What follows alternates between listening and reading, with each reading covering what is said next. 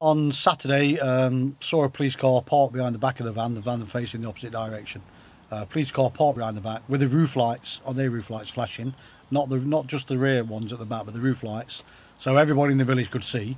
Thought they were just doing an APNR check through the village, so they saw me come out of the gate, so I walked the dogs, came back 25 minutes later, police car still there, never thought any more about it. Went in the house, put the dogs back, and then heard a loud noise like a lorry. Looked out and they had a tow truck ready to pull the van onto the back of the truck.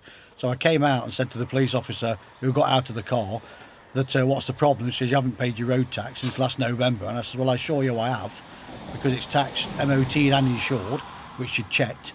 And she goes, well, I assure you it's not been paid, and so we've got to take the vehicle away. So I says to her, well, if you give me a minute, I'll nip into the house and I can prove I paid it. I'll have to download something online. And she said, have you got any keys? And I said, yeah, she could just get the keys. I'm not interested in anything else. It's a DVLA matter and we're towing the truck today.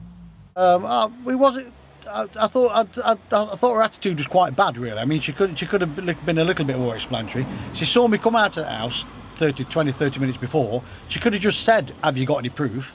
And I could have proved. I know this is probably a rare instance, that this doesn't happen very often, but it's obviously things can go wrong. And if she'd have asked a question, she knew where I lived, she knew where I was, she knew where the van was. I couldn't go anywhere.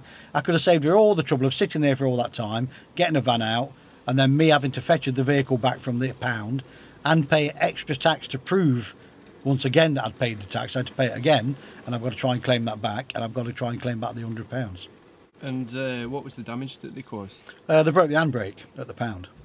Yeah, through what happened then? Well, when I went to pick the van up, they have to drive the vehicle out of the pound because obviously there's other vehicles in there. So I went into the pound because they couldn't get the van started. They didn't know how to start it because it's an automatic, not a manual. So I started the van, went down to reach for the handbrake, and the chap who was still sat next to me in the van who worked at the pound said, oh, I've just broken that. So he'd broke the handbrake. I was so frustrated, I just said, well, just leave it. So he got out and I drove it out the pound. And then today I went and got it repaired. And how much did that cost you? That cost me £64.